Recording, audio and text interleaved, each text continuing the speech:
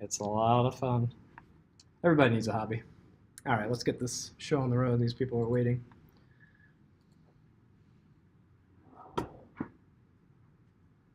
Alrighty, so today we're going to actually continue building our app from the last class. And what we're going to do today is kind of a more fully blown application where we're going to have some data. The data is going to be created in the second activity. We're going to pass that data back to the first activity, and we're going to store that data in the first activity, even though I told you never to do that. But we're getting started, and in order for me to show you the proper way, I'd have to introduce whole other design patterns and that sort of thing, which you may know. They're a little bit different in Kotlin, but we'll start out simple, and then actually we'll refactor this and show you, one, how to refactor in Android Studio, because that's pretty cool, and then two, the proper way to actually architect this data. And so next class, next Tuesday, we're going to talk about architecting an Android application, where to put the data so then as you build large applications, it's easy. I built tons of large applications, and if you do it, you take the time to set it up properly, adding features and adding functionality becomes really, really easy.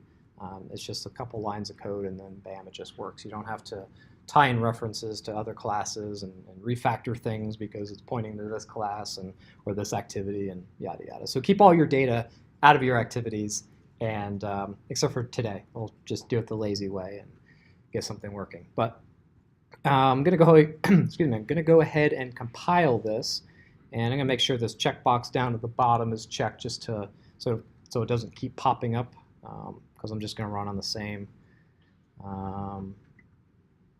Actually, I want to use, I'll use the Pixel 2. Sometimes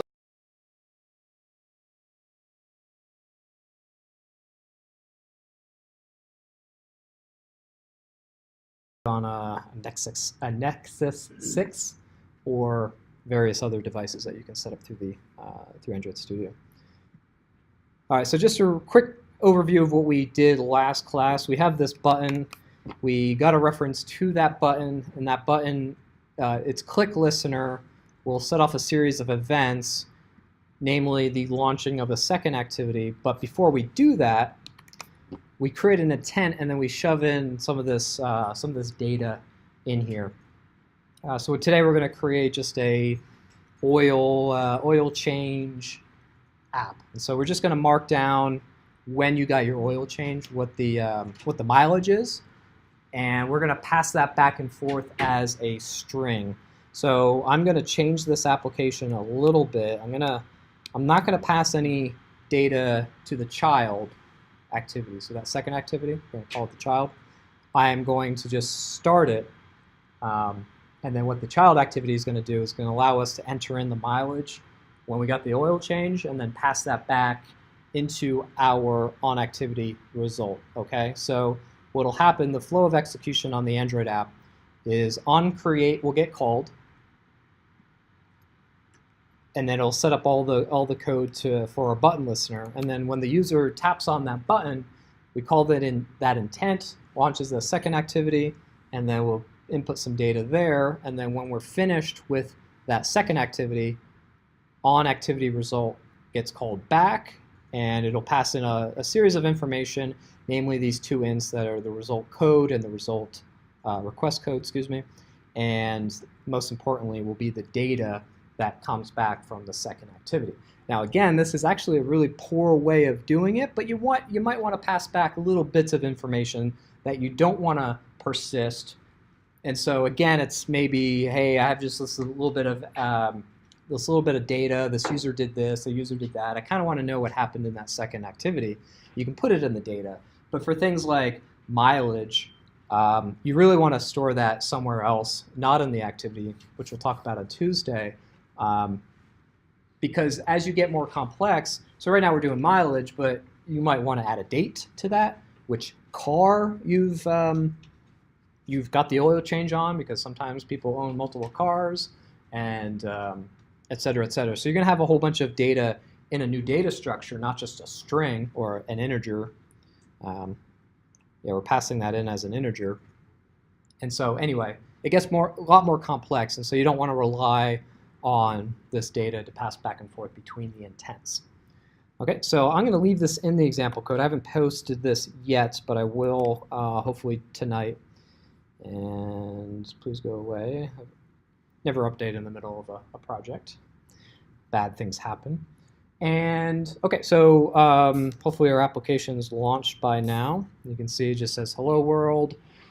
We have the button that launches that second activity. Second activity pops up. It also has a button inside of it, but you can see it says second activity. And then our button will finish the activity and then return. Oh, I'm sorry, the app is the second activity. I was like, why does it still say, that's the app name, I'm sorry. And so our hello world is on our first activity. Okay, so again, we are going to, on our child activity, add mileage and then display those different sets of data in that first activity. So we have to do a little bit of refactoring on our main activities interface. So I'm going to do this quick and dirty because I don't want to spend a whole lot of time in here. But let's have that second button. Wait for the attributes to pop up on the right-hand side. And let me scroll down, make sure there's no chat questions before I ignore those for another 20 minutes. Okay, so we're going to change the name of the button. So right now it just says button. However, we never hard code the name in here. So I'm going to actually delete that, and I'm going to show you the proper way to do it. Take the time. You can go into the strings file, and this is just XML. And it's pretty easy to type this in. So this is going to be a string of type string, and the name is the important part. So on this one, you want to try to be as generic as possible because I might want to reuse this somewhere else. So for this one, oops, this is the app name. Drawing a blank. Let's say add underscore mileage. Okay, and then we end that, and then it automatically ends the adds the end tag, and we're just going to say add mileage. And there is a spell check in here. Like if I spelled it millage, or I don't know what that word is, but you can say there's a typo in there. So that's pretty cool. It's a little feature. Okay, so add mileage. So now we have this. I'm going to copy this. This is kind of like the ID. We're going to go back to our main our activity main. And now in our text, what we can do is we can click on this ellipse button, and that'll bring up a list of all of the constants in our application. So there's the one in our own project, and then you can actually get ones from the Android operating system. So I don't know most of these languages, but you can kind of get an idea that these are in many different forms of languages for like cancel, for example. So anyway, we want add mileage, and so we're going to hit OK, and you're going to see that it changes it to, let me expand this, and it is kind of tiny text, but it does say @ string / and then our ID add mileage. And as you can see in the display, it says add mileage. So that's the proper way of doing it in Android. Just try to do that as often as you can, because again, I think I mentioned this 3 or 4 times already. When I go to translate this, and Google actually has their own translation services that you can get these files translated for a small fee, and I think they'll do like the automatic one for free. So they'll use Google Translate, which is obviously probably not the best solution, but if you're just trying to get stuff out there and, hey, I need a version for German like in a day, you can actually send it to Google Translate via the Android translation service that they have on the Google Play Store in that account under the developer portal, and they'll translate all these for you. So it's a really cool service, but it doesn't work if you don't have your strings in your string file. Okay, hopefully that's the last time I'll bring that up, but as I said, it's really important, so I'll bring it up multiple times. All right, so we're going to add mileage. It's going to bring up a screen that obviously allows us to enter that in, but then we need a place to display it on the home screen or on the first screen here. I'm just going to put in just a regular text view.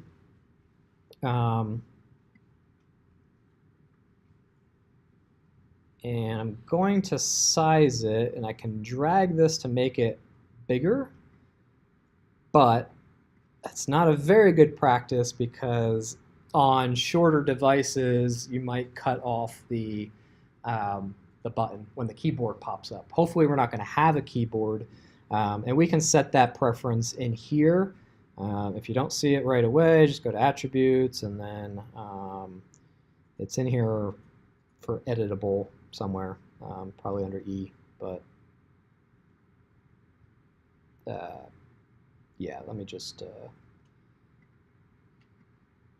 change it. Go back. We'll test that out. Okay, so we have a linear layout, vertical, so everything looks good. Fine. Okay, then we're just going to create an ID for this one, and this is just going to be called mileage text view. Copy that. Go back into our main file. Okay, so again, when we get data back from our child, we're going to make sure that that activity result was okay and not just hit back, because maybe I have entered in some data and I'm like, for whatever reason I don't want to do it. I hit the back button. I don't want to log that data. So that's an Android property that people expect to happen. Usually when you hit the back button, it cancels. So anyway, we're going to get the result out of the data. So we're going to start off with a value, and we're just going to call this one, I'm going to call it new mileage. I don't know what it's called if it's kilometers. It's like, or kilometers, excuse me. Kilometerage. I have no idea. But anyway, we're doing miles. So we get this out of the data. Our data, if we look at it, is actually an intent. Specifically, it's a bundle. So if we do data and then get, we can get all of the data extras, or all the bundle extras, I should say. And so this is strongly typed. So we need to know what that data type is, whether it's a Boolean, whether it's a string, a character sequence, a double, a float, whatever. And so for my mileage, it's just going to be an integer. So we choose get int extra. And it's going to ask for two values. It's going to ask for the string and then the default value. So the key on this, if you remember, actually, did we not set up a key? I guess we didn't set up a key. Yeah, we set up a key to pass in. I'm just going to reuse that one. So again, because that's a companion object, that's very similar to having static members or constants in there. So the way that we get that is we just call the class that it lives in, so details activity dot, and then it pops up right at the top because that's a custom variable to that class. So usually with that class, they'll stick those members and methods at the very top, and then everything that's in the parent classes it puts below. So that's why you see all these other ones, because this one lives in the probably the, actually I don't know where that lives. Maybe in the very parent object activity, who knows? I could probably look it up, but not that important. Oops, that's not what I want to do.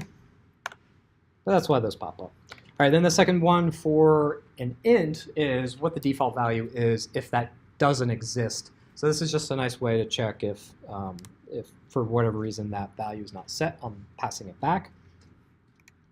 Just, excuse me, set it to -1. Actually, we'll set it to 0.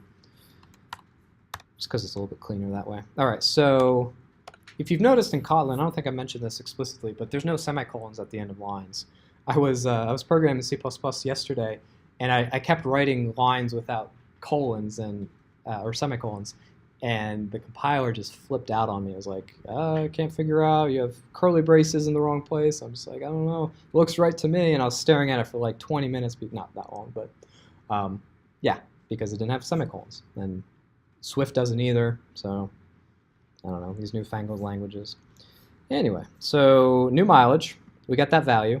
And what we're going to do is, I'm going to do this right here, but I'm going to get a reference to the mileage text view.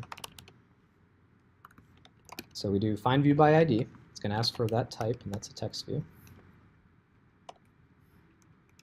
Okay, then we get the ID of it, so r.id, and then whatever I called it, it was mileage text view. Okay, so once we have the reference to that, then we can say, hey, mileage text view, on your text object, I want to set that equal to the mileage, or the new mileage, int value, but of course I need to typecast it to a string in order to put it into the string. Now, of course, you see a bug. It's going to overwrite and delete whatever was in there previously. So if I add, okay, I added 30,000 miles, that's going to show up, and then I'm going to add 45,000 miles, and then it's just going to say 45,000 miles. So I'm just going, instead I'm going to append the text. And there's easier, cleaner ways to do it, but I'm going to keep it this way, actually. Use string interpolation on this one. So in order to construct a string with function calls in it like this, we do $, and then curly brace, oops, sometimes trying to help me doesn't help.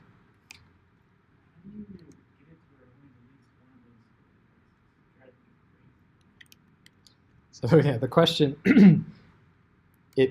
when I type in one curly brace, it puts in two. How do I get rid of just the one? I don't know, I just hit delete and it does it. But I've seen it where, yeah, sometimes it'll delete the whole thing and then you go, no, I want just one, and I don't know. I think, is it?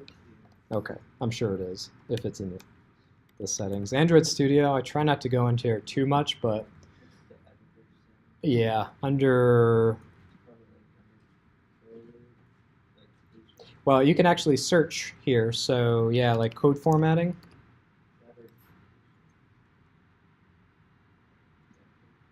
Yeah. I don't know. It's in there somewhere, but code style. Sometimes you can just type in like Kotlin. Exactly, which is why I try to stay out of here, because even when I'm trying to change the font size for presentation mode, I do it like almost every class. I still forget where it is, but that's just me. I forget where things are all the time. Okay, so anyway, what this will do is, this is string interpolation, which we mentioned a few classes ago, but it's just constructing a string, sticking those values in that string in place, and I'm going to add a new line character there so that they go on. Every time I add a new mileage entry, it'll go on the line below. Now, if you want to do that opposite, where the new mileage comes in first, which might be a little bit better if you do in reverse chronological order or chronological order, whichever. I'd have to think about which order it is, but the new stuff will go on the top, which is actually probably a better user experience, because let's say you have 20 entries and your text view is only 10 entries. So if I add a new entry, it goes to the bottom of the text view, which is off the screen. And so as a user, I go, well, I just entered data, but I don't see it on the screen. What gives? And then they'll get confused and either re-enter the data or think your app is not working. So that's a bad user experience. So let's put it at the beginning, now that I think about it a little bit more. So that pops up to the top. So immediately it's action and reaction. We don't talk too much about human-computer interaction, but some of you are actually taking that course. So I'm a big fan of interface design and all that fun stuff. All right, so obviously we have to get the mileage. So I think we're done in this part. And again, button listener launches the second activity. When the second activity comes back, we check to make sure that result is okay. We take the value out. I should actually check. Oh yeah, there is one compiler error that I meant to talk about. Excuse me. You don't see it, but there's a little squiggly red line. Obviously, I don't make mistakes unless I do it on purpose. But this one you might not see is a little red squiggly line. Again, you probably can't see that even if I highlight it. It's probably worse if I highlight it. But if you hover over it, it'll tell you the issue with it, and it'll give you some hints on how to fix it. All right, so what the issue is that data could actually be null. And so it's going to say you can do a safe or non-null asserted call on that data, which means if the data is null and a non-asserted call, which is using the two exclamation points there, then your app will crash if it becomes null, which is bad, but it's good as a developer. You'll see that. Or a safe way of calling that, which is to add a question mark after it. And see, that gets rid of the error. Okay, so what did I just do? Well, these are what we call optional values. Again, data could come back as null if you don't set it. So if the second activity doesn't set it, and then you're relying on that, well, again, it could be null. And in Java, you're probably used to doing null checks all over the place. And we can do that here, or we can just say, just make sure it's a safe call. It won't crash if I do this, but my mileage is now, who knows what mileage is going to be? That's probably null. And so if I use it down here, that's going to be null, et cetera, et cetera. So kind of a cascading effect. And if you're really curious on how that works, then you can test it out. But I'm just going to say if data is not equal to null, and actually I'm going to get rid of this question mark.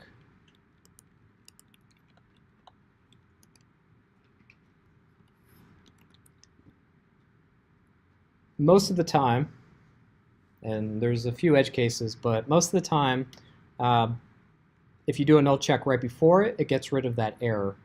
So if you do a null check, you don't have to make one of those calls and say, okay, if it's null, crash it. If it's not, just set it to null or whatever. So the compiler will actually force you into that. So it's a really nice feature of Kotlin to make sure that you're null checking your variables. So it's a little annoying sometimes because if you're trying to get stuff done, but that's why it's there. We'll talk about it more, but I had to call that out because you'll get a compiler if you don't deal with it. Okay, so what else do we do here? Okay, so sorry, we launched the activity, we come back from the activity, we check to make sure the activity's result was successful, and if so, we make sure that the data is set.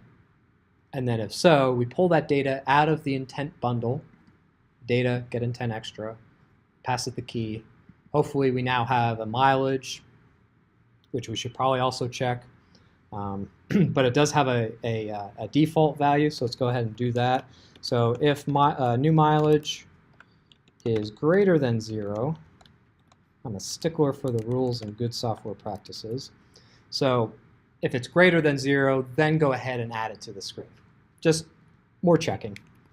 As you build large applications, you'll thank yourself later for doing these small things. These things stick out like sore thumbs for me, where it's like, oh, I need to fix that. But sometimes you're just under a deadline. You're like, I'll fix it later. Just make sure my data is always set, but it'll bite you later on, almost guaranteed. All right, so in my second activity, here's where most of the magic is going to happen. So we don't need this intent, excuse me, we don't need this intent extra anymore because this was the one that we were just setting by default and then sending back to the parent activity. So I'm going to actually move this down, Option Shift or Alt Shift will do that for me.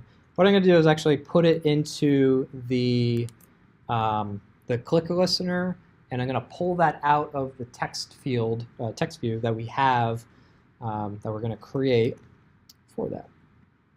So let's go ahead and do that. Let's go back to our design. Okay, so this was just the button that allowed us to save it and then send back the data. So real quick, text view, drag that in the middle. Let's change this to refactor, or not, sorry, convert view. Linear layout. Actually, let's show you. I don't want to spend too much time on it. Okay, so that kicked everything out. Linear, horizontal. This could be a vertical. Text view. Okay, so the height. We're going to make this height a constant. So maybe 100 should be fine. Oh, that was the button. Sorry, wrong thing. On this one, we want to wrap content. I'm not really sure where that button went. Just give me a second. So the text view, on the width, we don't want it to wrap content because we want to put in our own content. Again, wrap content makes it the smallest that we can. We want to match parent on that. So it matches the parent. And then for the height, that's the one I was trying to edit. So let's do 150. Okay, there we go. And then let's revisit our button. Let's put the button below the text view here. And for some reason, the width got set to 0, probably because it was in a constraint layout. But on the width, we're also going to wrap the content. Okay, and again, for this one, button, just the text. And let's see if we have any constants in here. Don't look like any useful ones, but I don't know. Let's just say, let's say OK. So you get OK for all the languages that it supports. So this will actually automatically change it to whatever language the user's on. So you get a couple freebies in there. So for OK, which is, I'd rather have it say save or add or something like that, but whatever. Google Translate actually does really well with those short words. Okay, then we also don't want text already in there, because if we have text already in there, then when the user goes to edit their mileage, they're going to have to delete it, so that's not fun. We could put in some, a little bit of, you could put in a formula to say, okay, well, it's been a year or it's been 6 months, and the average mileage on a car is X number of miles. Multiply that by time, and maybe guess at the number that it should be. That's sometimes annoying, though. The other thing. Can you do suggestions, suggestions? Yeah. So you can do suggestions on that. You can have maybe some buttons down here. Maybe set increments of 1,000 miles, okay, approximately what it was, and yeah, you can do all sorts of nice things. Yeah, a great tip on mobile development is, I think I mentioned this before, never have your user enter data that you already know.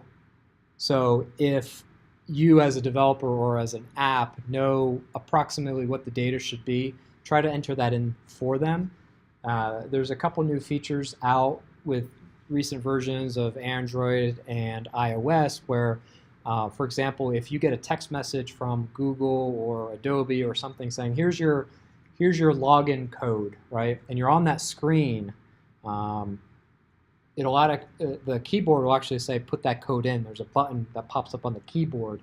You tap on that, and it'll actually automatically populate that field, instead of having to try to type in the code real quick, and then the text message just disappears. And apps now just autofill. Yeah, exactly. Read it and submit it. Yeah, so if you can autofill text messages, much better. On Apple, you have to manually do it, but You probably have to have permission. on Android, yes, but with iOS, it's a free. You just get it. You have to set.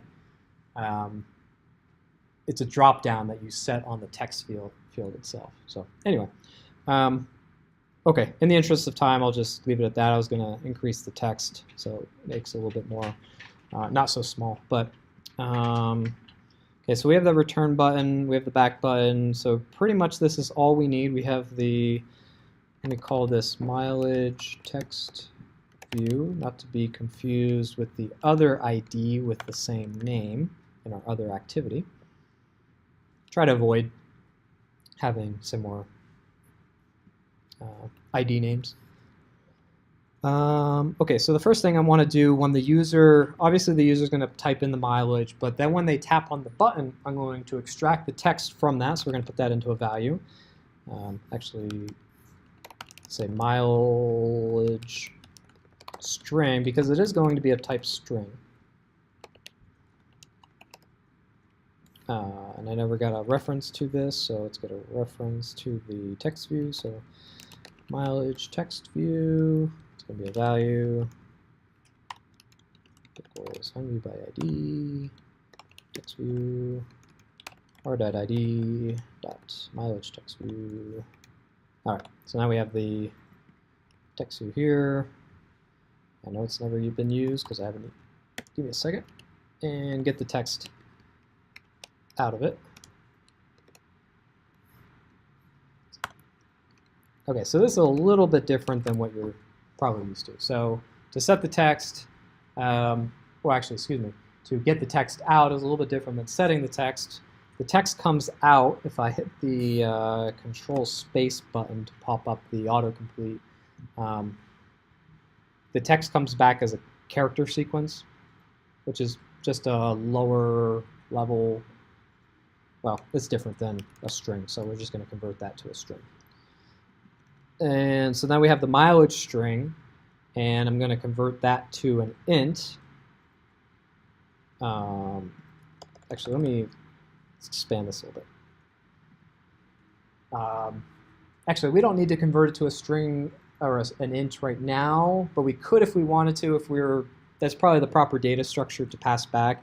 And if we wanted to do that, I'll just do it here. But we don't need to because we're just going to put it back into a text field or a text view. So I'll just show you how to do it. But,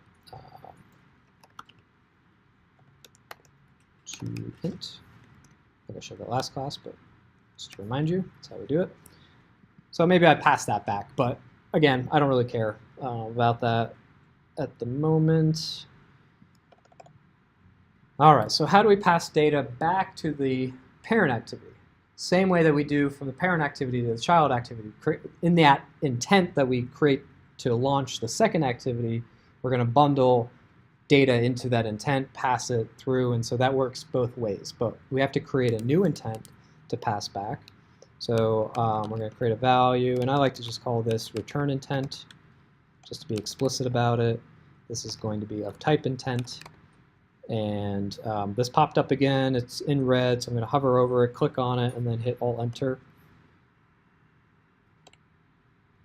There we go. And so now we can use the constructor. And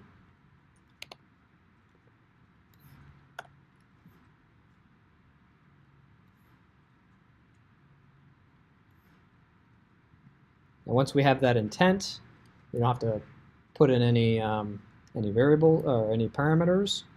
We're going to say, hey, return intent, put, and then put extra, I should say. But this gives us all the put methods. And again, these are strongly typed, but these ones happen to be overloaded, so we can just do that one, and then on our mileage string, pass that in. Sorry, we needed a key first. I'm going to use that same key.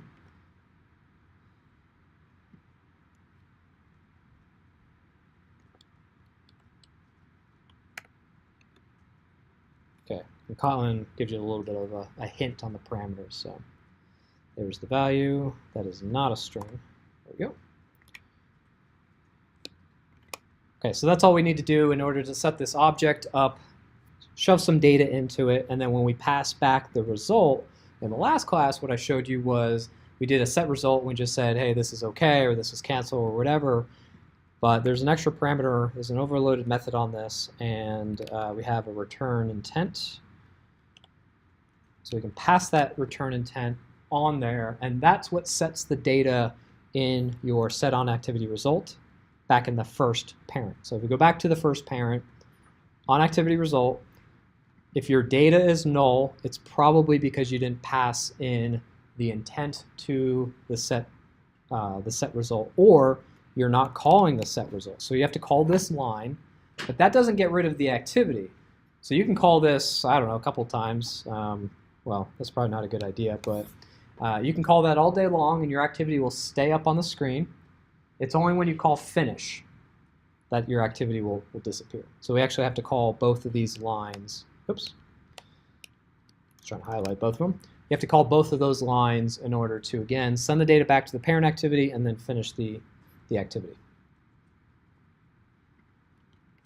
I'm going to get rid of this because we don't need it anymore. All right. And this is giving me a suggestion. Yeah, it might be a constant. I can change that to a constant if I wanted to. But in the interest of time, yeah, so If I typed everything incorrectly, this should just work. I don't know why this keeps popping up. Just use the same device, please.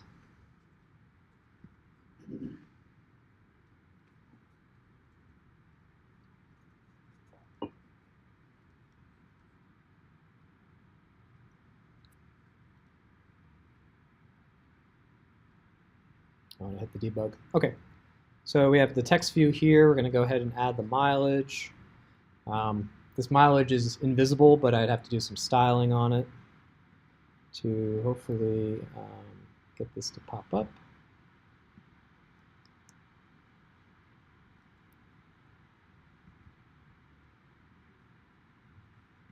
Or maybe not.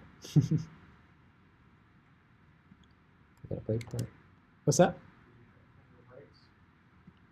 I don't think so. So to hit breakpoint. Yep, no. No, I think I might have messed up the layout for this where it's not showing the text view. Let's go ahead and hit OK. All right, so we do have an error on this. Let me just go ahead and check this. So details activity. So again, if your app crashes, this is nice to show you guys anyway. Again, I don't know why my app's crashing. Check the stack trace. It's saying that something happened on details activity Kotlin line 30. So let's go check that out. I can click right on it.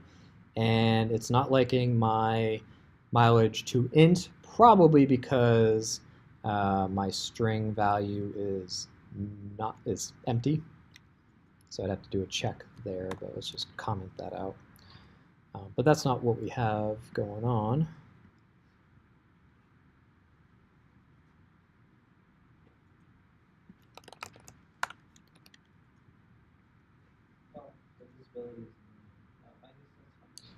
Yeah, the visibility should be fine. Oh, wait.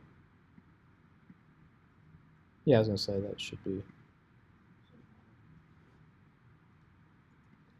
Yeah, something popped up there. I was like, oh, no. It's like, that's weird. But anyway, we'll get this. Usually, again, so bug, when you run into a bug like this, it's a little frustrating because it might not tell you exactly what's going on. But just go back to the basics. Say, okay, I'm just going to type in ASDF real quick to make sure that, one, the text view is actually showing, which it is. Oh, did I?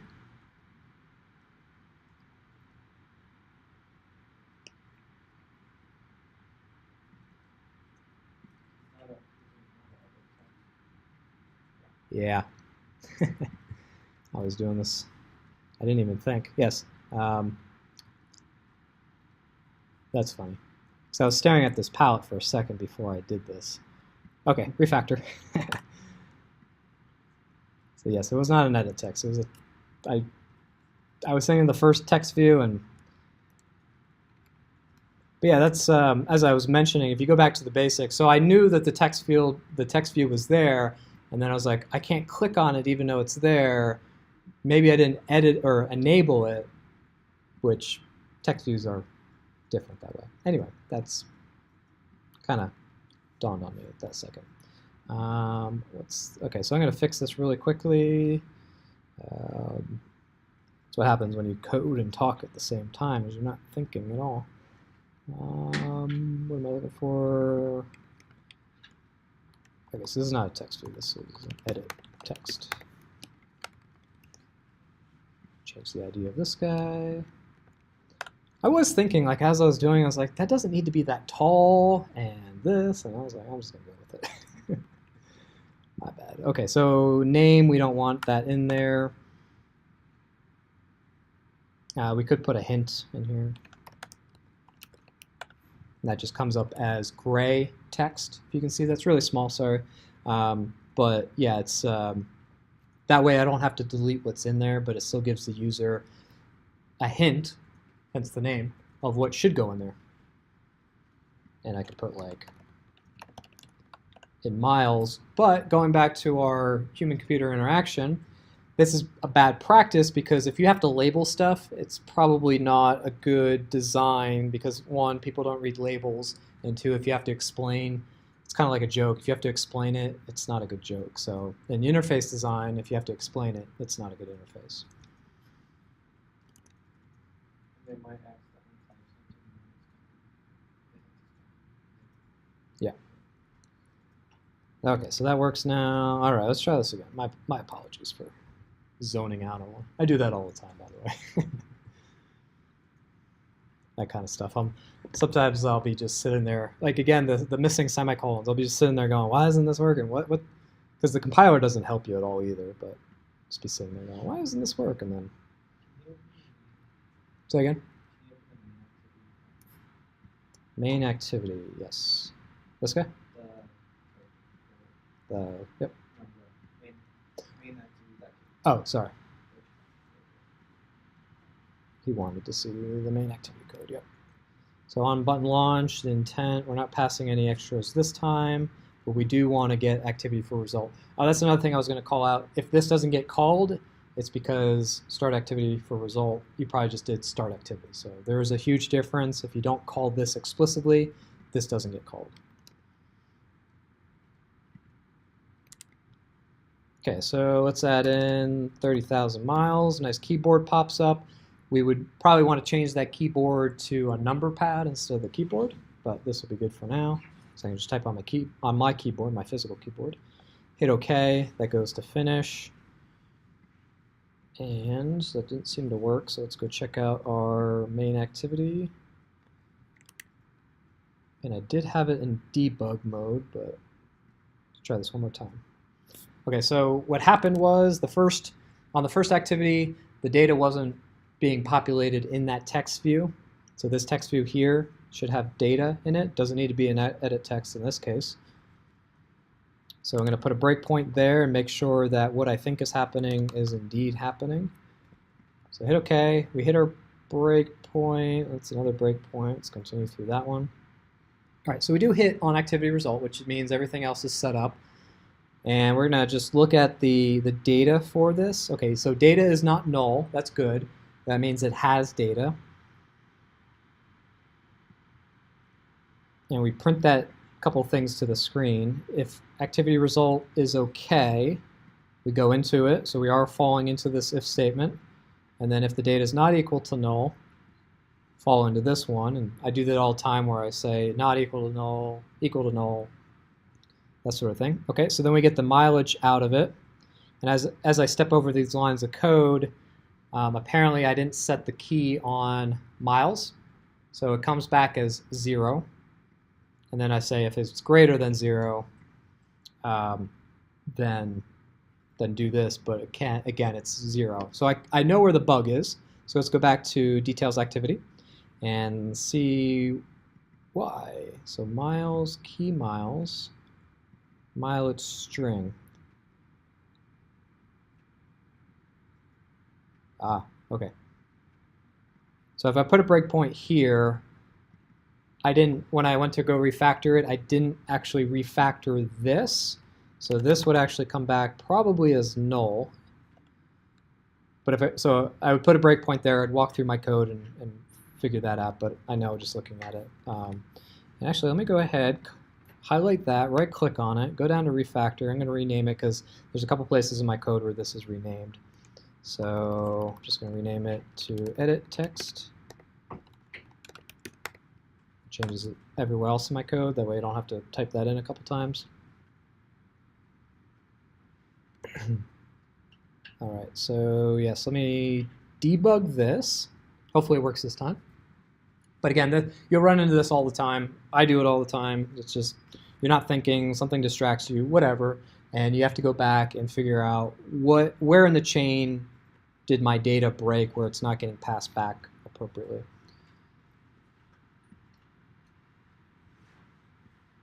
Yeah, I could have just instant ran that, but okay, so add mileage, and add in a different number this time. All right, so we step over that line of code. Okay, great. So now I know that not only is my edit text reference good, it also pulled it out of the text field, text view, or excuse me, edit text into a string appropriately, set the variable. So now when I set the intent here, it's going to be fine. So I'm just going to assume this is going to work. Continue on through here, and I'm just going to step through here just to make sure. So if data is not equal to null, and so we pull that out of the intent. Okay, so that's 0.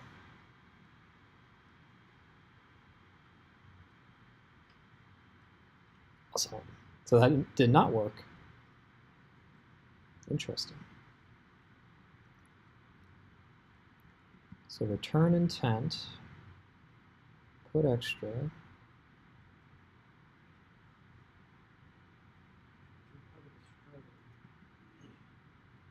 Yeah, it's a.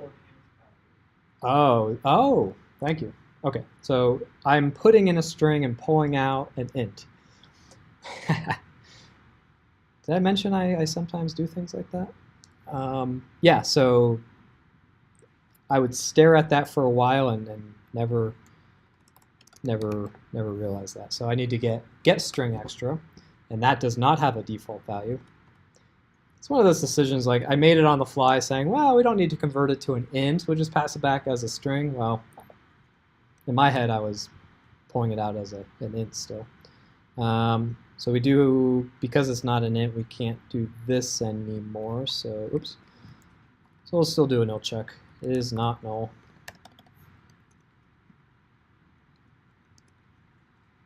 Yeah, because we'll get that. Okay, yes, thank you for correcting me on that one. Thanks.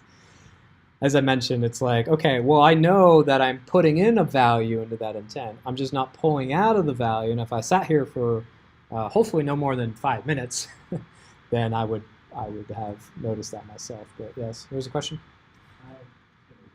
I just want to look at the checking for null. You know if the is blank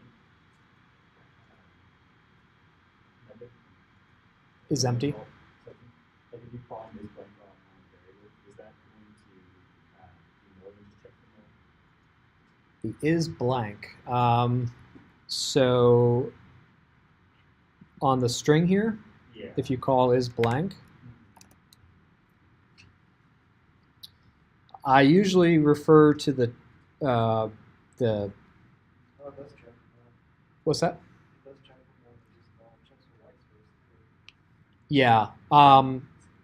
I usually use is empty, but again, I would look at the documentation to figure that out.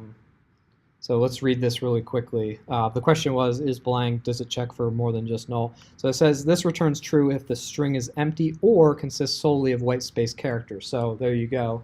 I didn't know that.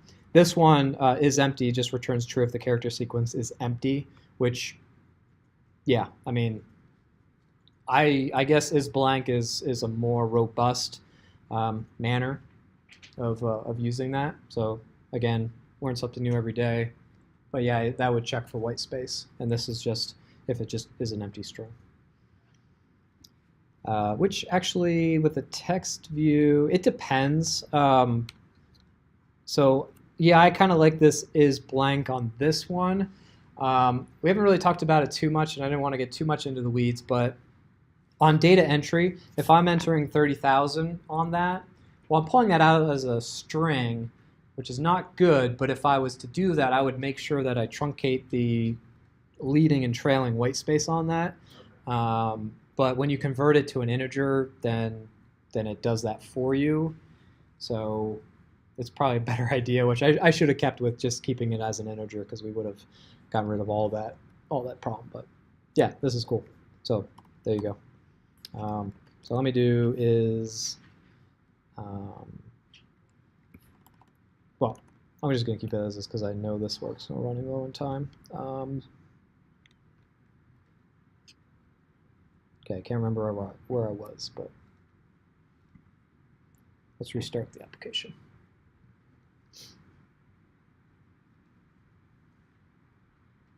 Okay, so add mileage, 123,000 miles. All right, putting that as a string, I'm just going to get rid of that breakpoint, hit play, or continue, go through here, and actually put a breakpoint there, easily skip over a bunch of lines. All right, so my new mileage, Great. You can actually see it in line, 1, 2, 3, 0, 0, 0. Perfect. Everything looks good. And then we're going to append that text to our text view. Go back to our emulator. And of course, it already had some text in there, which I thought I deleted, even though I kept seeing it up there. And the text is really, really poor, but it does say 1, 2, 3, 0, 0, 0 at the top, appended. So if I do that again, let's say 1, 2, 3, or 1, 2, let's say what, 3,000 miles, so 6. Guess you don't need to change your oil every 3,000 miles anymore. Let's get rid of these breakpoints so our application runs smoothly. You can actually turn off breakpoints, but okay. So there you go, 1, 2, 6 on top of the 1, 2, 3. Obviously, I have a lot of design work to do in order to make this an appropriate app, and I don't even know if you can see it on the live stream if it's too gray. But anyway, it's there.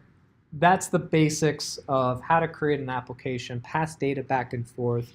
Again, next class I'll show you how not to put your data into your activity and keep it into a separate class, a data class, because what you're going to want to do is you're probably going to want to display this information in another activity. And if you have all that data in this activity and you want to have that data in another activity, then you'll have to go to that first activity, say, hey, can you get the data for me and pass it back? And now you have a coupling to the first activity. If that first activity ever got refactored or changed, that would break that, let's say, that third activity. So why would you show the same data in another activity? Well, for example, maybe I want to show on a map where I've got my oil changed. So you might show, like, I've got it changed at, you know, Einstein's Oil or something like that, and I wasn't really a big fan of them, and just making stuff up here, but I went over to this other place, and this was really good. And so maybe you can see a map of all the different places where you got your oil changed, the date, maybe a review, like, hey, this was good, 4 stars, that sort of thing, and have your own personal rating system for it. And so we'll get into Google Maps and showing a Google map on here and showing map annotations or pins on the map. We'll do that after we do the GPS and the location controller stuff or location manager stuff. But again, if you have all that data in one activity and now you introduce a map activity, well, now you have to retrofit that first activity to to expose that data. So again, just put in a third object and have those 2 activities pull from the same data set. And again, that'll be what we talk about on Tuesday. So are there any questions before I kick you out? Yeah, question. I was more, not necessarily about this, but have you considered putting the code that you for your lecture, like, in the repo itself? Yes, and I usually do. I was waiting to do it for this one. So the question was, do I put the code in the repo? Yes, this code will, as I mentioned, will go into the repo hopefully tonight. I saved some time to make sure I get that done before I leave today. But yeah, I'll put that in the repo. So you'll have all this. So that's kind of why I kept some of the extra code in there. So I don't delete it. But yes, this code will be in the repo. Any other questions? Yes, question? As far as our application ideas, can we come up with application ideas that have a server that store information? Can we come up with applications where say there's several users that connect with each other, things like that? Or is it possible of even making those in this class? Yeah, so the question is, can you have a server component that does inter-app data communication? Is that kind of what you're talking about? For that one, what I use is Firebase. It's a really nice infrastructure for that. It creates users for you. It'll authenticate them. It'll send a text message to their phone so they can use that to log in and authenticate. And it does all that for you, and it's free for a really low tier. And actually, you can probably have an app out there and still have it for free. And if not, they give you some money, and it's really cheap after that. But for this class anyway, it'll be free. And they also have a database, so you can put data on the database.